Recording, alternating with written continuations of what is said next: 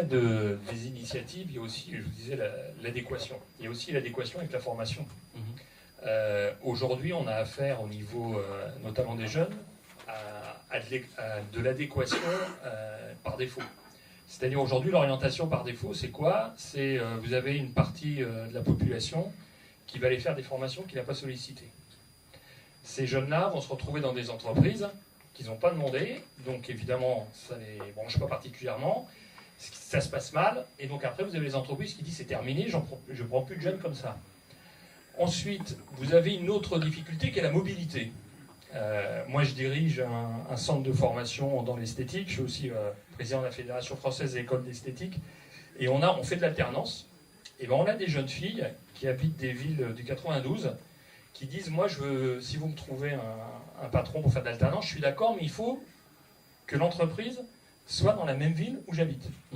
Donc on leur dit, mais attendez, ça va être compliqué. Ah oui, mais moi je ne sors pas de ma ville, moi je ne sais pas, c'est trop compliqué, je veux que ça soit dans ma ville.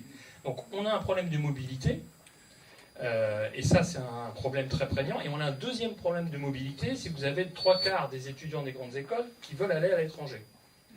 Donc vers le haut, ils veulent tous s'en aller, et vers le bas, ils ne veulent pas bouger. Moi, je le vois à Nanterre, mais il y a des initiatives, notamment avec une association qui s'appelle Voiture Éco, et qui permet de former les jeunes à la mobilité. Alors, c'est pas pour prendre la Voiture Éco. Voiture Éco. Oui. Alors, c'est pas uniquement la mobilité de voiture, mais c'est carrément comment on prend le bus, etc., etc. Mais quand on dit ça, les gens se disent oh oui, c'est pas vrai, etc. Nous, on le voit tous les jours. Par exemple, la ville de Nanterre fait un forum pour l'emploi. Ils ont 80 personnes à la mairie. Moi, je fais des forums pour l'emploi au pied des cités. J'ai plus de 150 personnes dans chaque cité. Parce que le jeune de cité, alors après, on peut le déplorer, pourquoi il ne bouge pas, etc. Mais si on veut lui trouver du boulot, il faut aller devant sa porte et aller lui expliquer. Et ça correspond exactement à ce que vous faites au Café Contact de l'Emploi, parce qu'on est sur cette démarche-là. Il faut être proactif. Mais ce qui veut dire que vous avez des offres aussi. Alors proposer, c'est-à-dire qu'il y a quand évidemment, même... il faut aussi en face qu'on ait des offres. Alors ça, c'est l'adéquation sur les formations. Il y a 700 000 emplois non pourvus en France.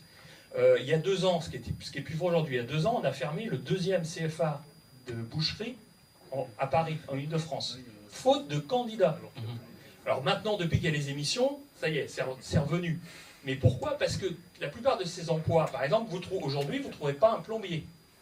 Ils cherchent des plombiers, ils n'en trouvent pas. Pourquoi? Parce que ce sont des secteurs qui, pour des raisons XY, n'ont pas voulu communiquer sur les salaires.